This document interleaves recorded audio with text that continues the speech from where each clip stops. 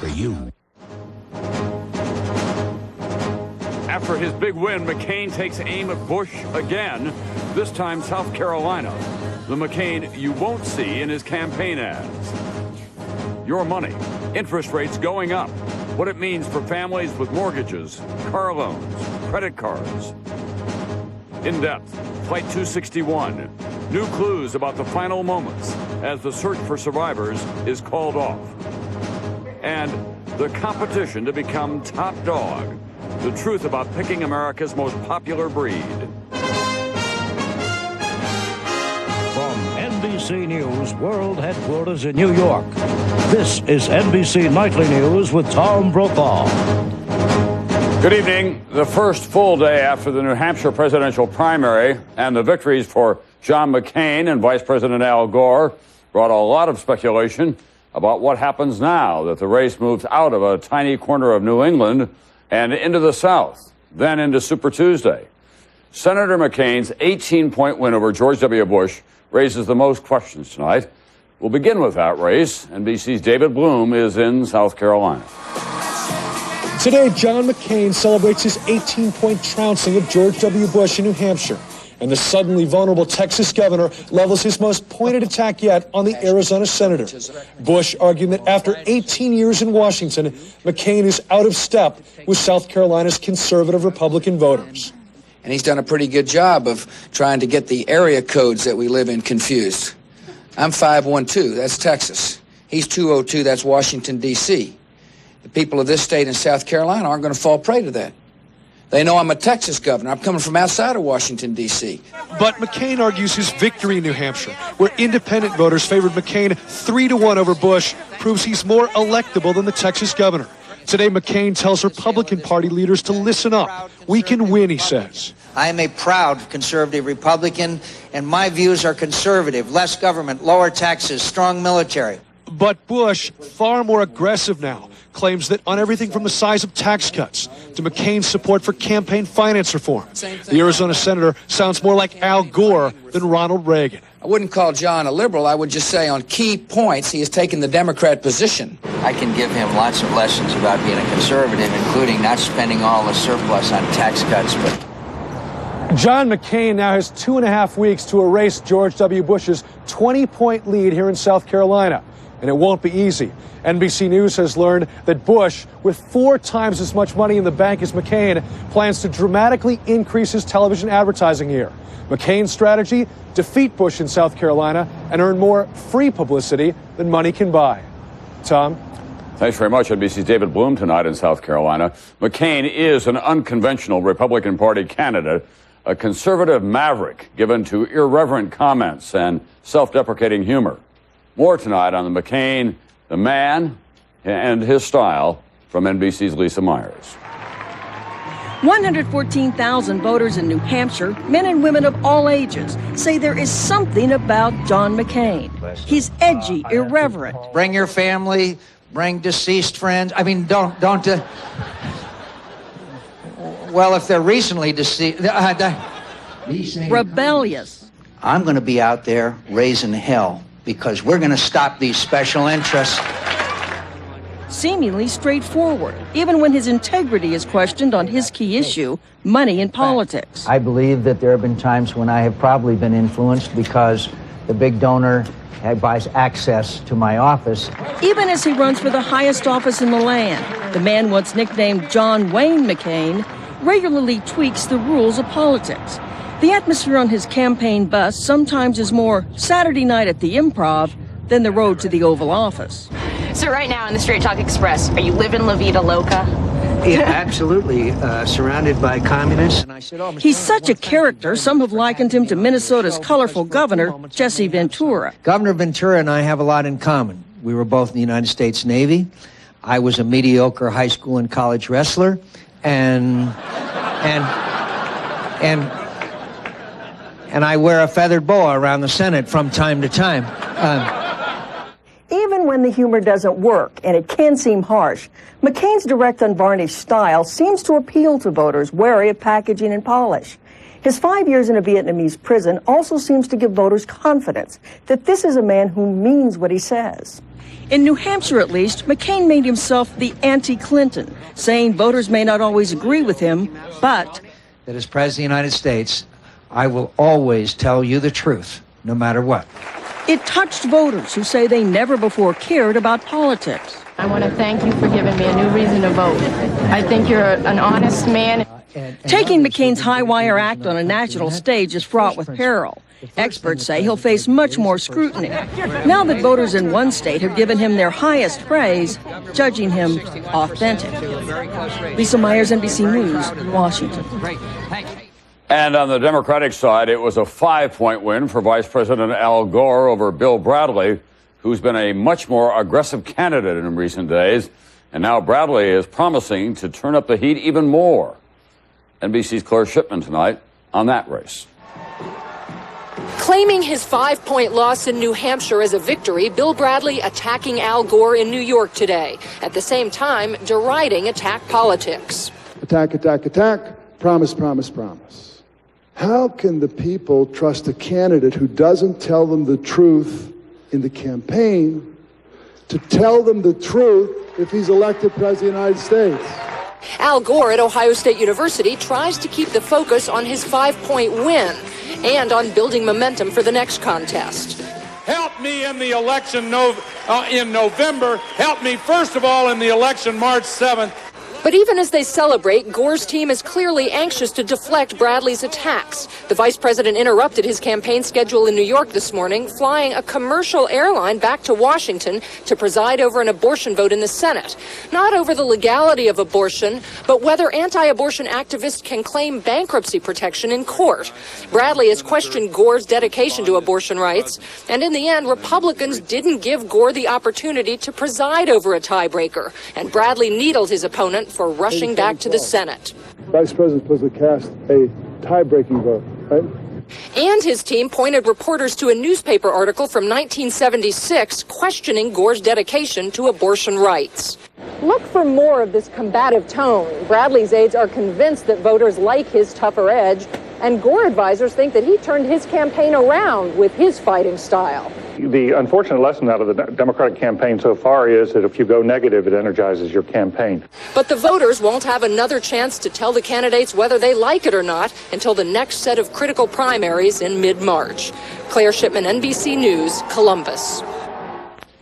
Before those crucial March contests, there are a couple of other important primary stops along the way. Republicans will go to the polls in Delaware next Tuesday. Then it's that major test in South Carolina on Saturday, the 19th. Michigan and John McCain's home state of Arizona have GOP primaries Tuesday, the 22nd. Virginia is up a week later.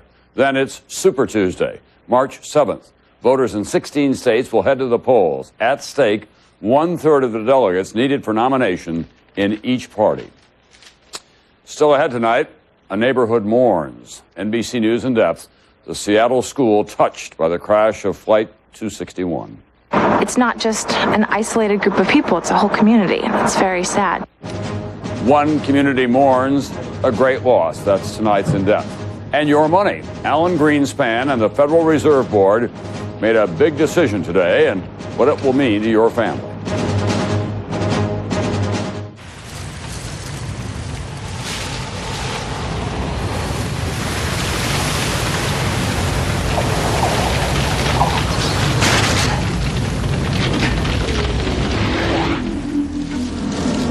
Introducing the all-new Chevy Monte Carlo. Green? The side you show the world is up to you. An important study has shown that 3 cups of Cheerios whole grain oats a day, added to a low-fat diet, can actually help reduce your cholesterol. Just think of them as little life preservers. The one and only Cheerios to help reduce your cholesterol. To help you find the perfect gift for your Valentine, Gifts.com does some rather thorough testing. Good gift. Gifts.com, just the perfect Valentine's gifts. Get a free Valentine's Day bouquet with your purchase of $50 or more. The cost of money went up again today, as expected. The Federal Reserve raised short-term interest rates 0.25 percentage point in still another bid to try to keep inflation in check in this red-hot economy. Joining me now with more on all of this tonight, NBC's Kelly O'Donnell. Kelly? Good evening, Tom.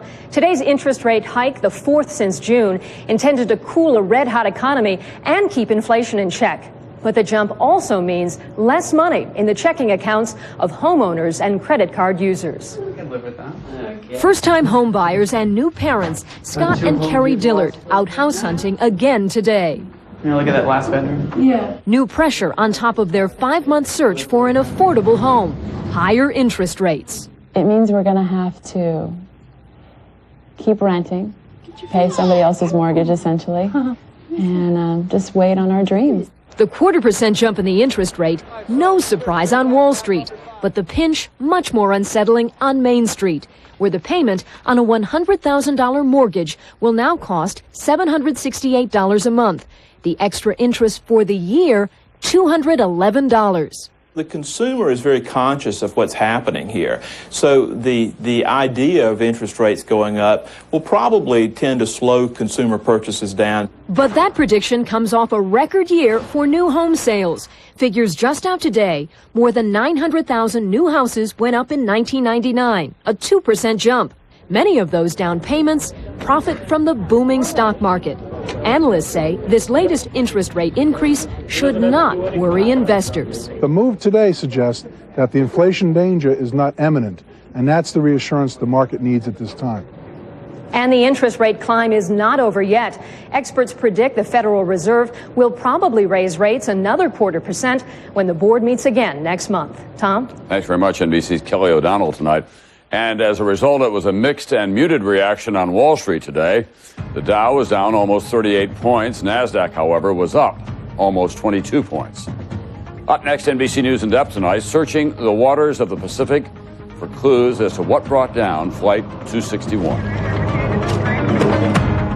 You know, I've played in the U.S. and Canada, so I've got friends all over. That's why I use 10-10-220. It's only 99 cents up to 20 minutes and just 7 cents a minute after that within the U.S. or to Canada. So when I call my buddy Phelan here in the States, or my brother in Canada, it's just 99 cents all day, every day. With 10-10-220, all your calls can be under $1.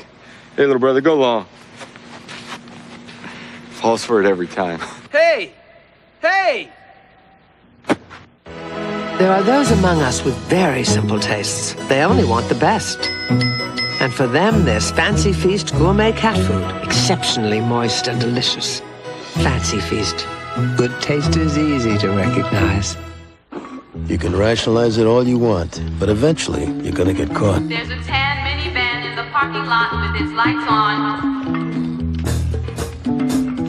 Whoever owns the tan minivan, your lights are on. Okay, you're busted. It's time to check out the redesigned Mitsubishi Montero Sport. It's only the family car when the family's in it.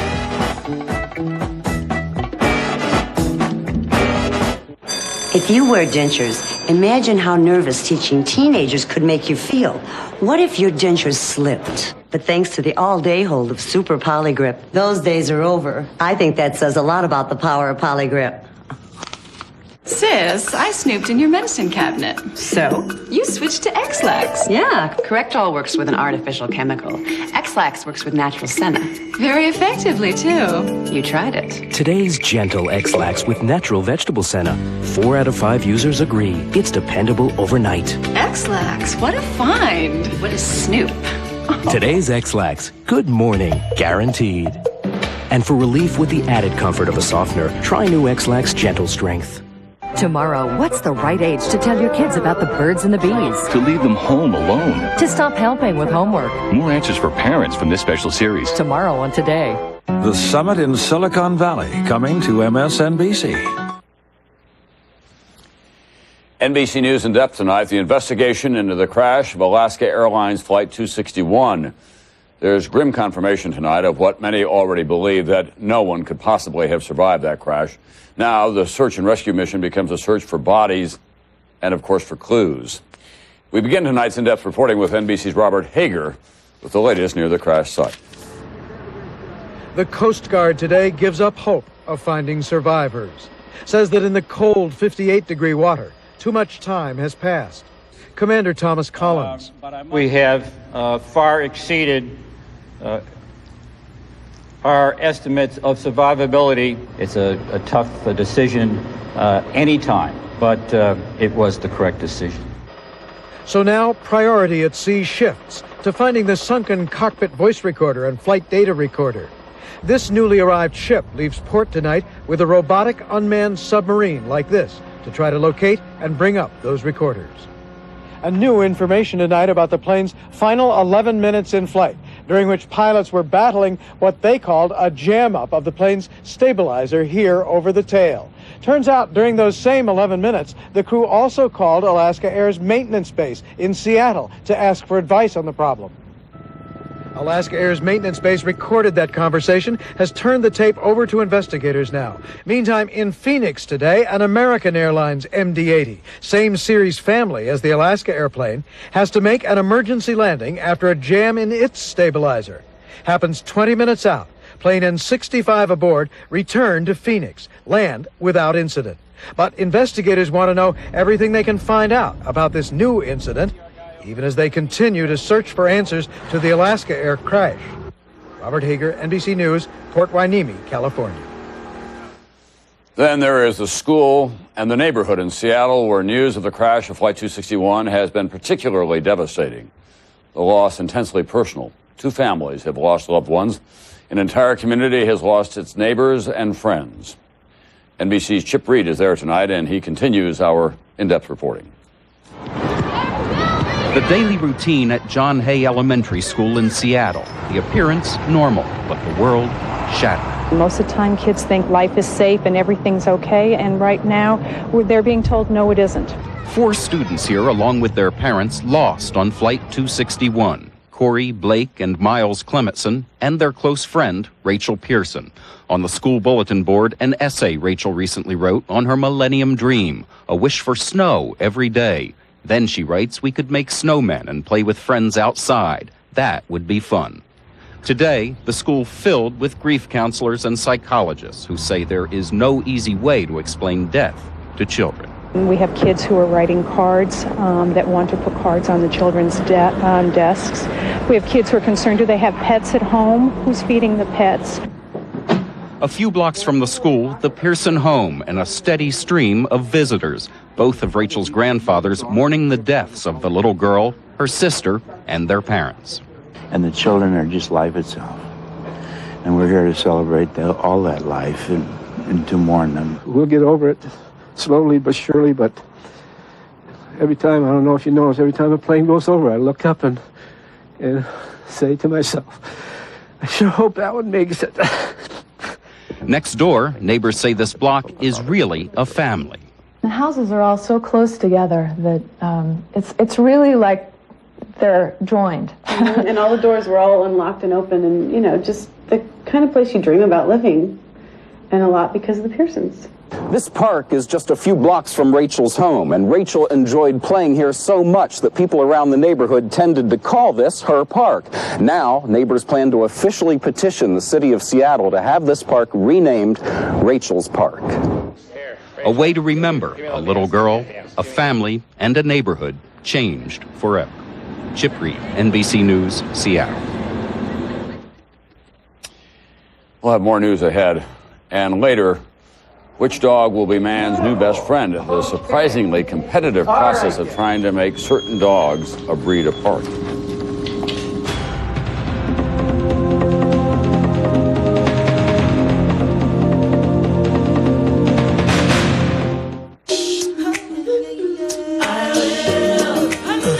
Nothing you do says you love your dog more than protecting him from harm. That's why now there's Revolution. Revolution is the only one that protects against heartworm, fleas, and other harmful parasites with just a spot once a month. And Revolution is not a pesticide. So ask your veterinarian about Revolution today.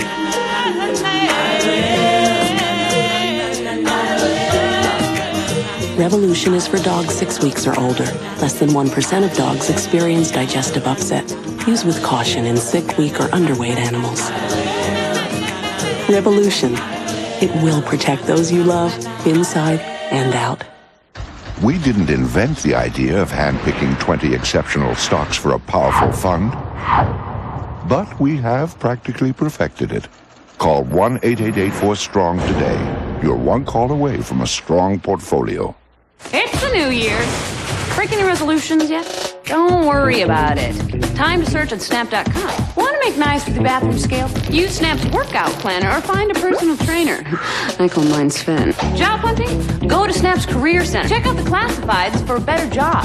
No promises you'll be a CEO, but how about winning a CEO salary for a day? Just enter Snap.com's New Year, New You sweepstakes. Search, find, and win in Snap at Snap.com, part of NBC Internet. Over the years, I've faced some pretty tough challenges. Spyglass, Bay Hill, Pebble Beach. But there's one challenge I hope I never have to face again. That's why I eat my Wheaties.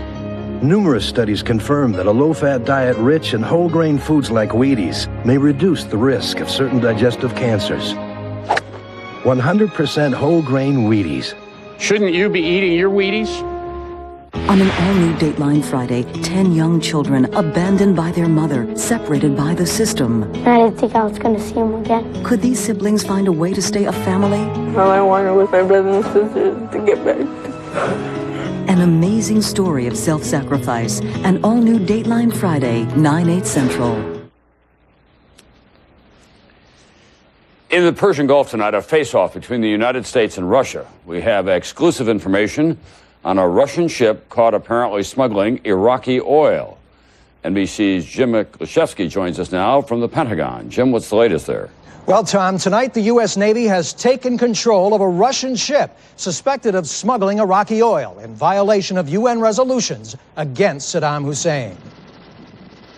U.S. officials tell NBC News that a U.S. Navy cruiser intercepted and boarded the oil tanker just outside the Persian Gulf today. The tanker, the Volga Neft, is loaded with oil believed smuggled out of Iraq. It's the first time a Russian ship has been boarded and held since the U.S. and British Navy started their anti-oil smuggling patrols. Intelligence sources tell NBC News the Volga Neft and a second Russian ship have been illegally carrying Saddam's oil out of Iraq for several weeks, hugging the coastline of Iran to elude the U.S. Navy through the Strait of Hormuz, then making a dash across international waters to sell the oil in the United Arab Emirates. U.S. officials estimate that in December alone, Iraq made $62 million off smuggled oil, most of the illegal profits going straight to Saddam Hussein. And informally complained to the Russians last week, but when the smuggling continued, the Pentagon ordered the Navy to board the ship. There's no reaction yet tonight from Moscow. Tom?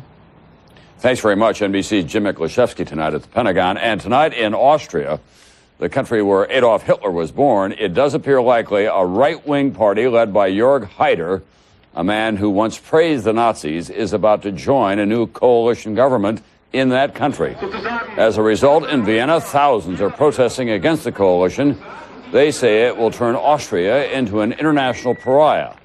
The United States, Israel, and the European Union are threatening to take the unprecedented step of isolating Austria if that far-right party does take up its place in the new government. I'll be right back. It's kind of like surf food as opposed to Mexican food. We're actually in the back of our main corporate office.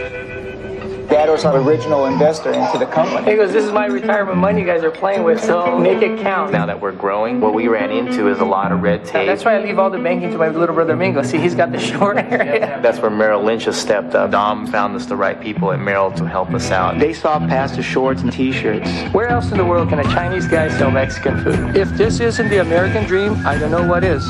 Right now, a complete pair of glasses is only $99 at LensCrafters. With this offer, we're making it easier for more people to see. Easier for them to look good, too. The LensCrafters $99 complete pair sale. Hurry, offer ends soon. This can't be happening. My family. How will they manage? Men get heart attacks, not women, not me. It's the #1 killer of women. It's heart disease, and it's now been proven that the same aspirin you take for pain can help stop women from dying if taken during a heart attack. Can your pain reliever do that? Talk to your doctor now. How you feeling? I'll be fine. Bayer. Take it for pain. Take it for life. Dinner! Beyond the green bean casserole, there are other scrumptious uses for French's French fried onions. They add a delectable dash to the popular potato. That cooking show again. Smile, you've got French's. See the USA in your Chevrolet. America's the greatest land of all. Introducing Chevy Impala. Designed, engineered, and built to be the most carefree car on the road. See the Let's go for a drive. Impala. We'll be there. Just ahead at 6, it can be an unpleasant surprise. You get your phone bill and find out you've been slammed. Your long-distance provider changed without you knowing. Tonight, why it's happening more often and how you can protect yourself. Also, unique pieces of art, all created from a most unusual material. The scene at 6 is minutes away. Tonight, going straight to the dogs in collaboration with the Wall Street Journal, which tomorrow will publish a story on the most popular dogs. You may have your own ideas. I certainly have mine. But the business of determining what dog the public most wants and then filling that need, turns out that's a very big and even risky business. NBC's Roger O'Neill tonight. They've been top dog for 5 years. But the playful, lovable Labrador's throne as most popular breed is in jeopardy, as a host of other dogs tries to catch top spot in the American Kennel Club's top 10 list due out next month. Rottweilers, Goldens, and German Shepherds always challenge. But in the doggy arena now, it's not who's best of show, it's who's the next wonder dog. Cut! Rex, you're supposed to cry. Often driven by what people see on television or the movies, Border Collies may have a chance now. Rex, well, his commercial anyway, topped the list of best Super Bowl ads. Lizard, lizard, lizard. Chihuahua zoomed into the top 10 list last year, the little dog becoming as popular as the tacos he advertised. Want something to drink? And remember 101 Dalmatians? There was a run in the spotted canines after that movie. The old TV shows Rin Tin Tin and Lassie made German Shepherds and Collies favorites. Every year, breeders bet the kennel. The dogs they raise will be the next must-have pooch. Hey, Giorgio, that's enough of that. Hey! Tony Scandy thinks his Italian Mastiff is on the cusp of greatness. It's something rare. It's a very good-looking dog, very strong, sturdy. Everybody that sees the dog is very, very impressed with him. And for $1,000 up to $2,500, you can have one too. Most of us pick our dogs because there was something special about him. This is Jack, and he has a blue and a brown eye. But rarely do we ask, how healthy is the breed? This one has epilepsy. With so many new breeds, vets say it's a question people can't afford not to ask.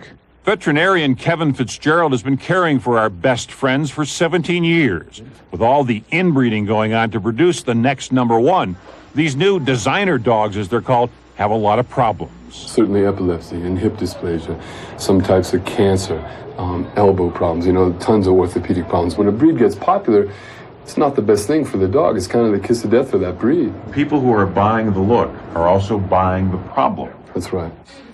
Side by side, purebred versus mongrel found at the shelter. Many dog owners say, my mutt's just as good as yours, maybe healthier, and a lot cheaper. Roger O'Neill, NBC News, Denver.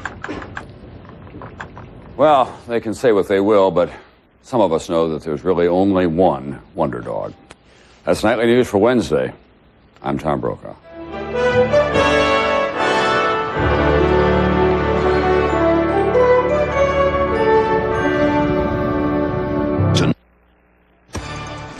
Could a serial rapist be targeting Brentwood neighborhoods? Right now on the scene at 6, find out why Brentwood police believe they're searching for a career criminal. Last night's apartment fire in Franklin is out, but what about the human cost? I'm James Lewis. We'll have a live report. Also tonight, has your long-distance phone service been switched without your consent? It happens more often than you might think.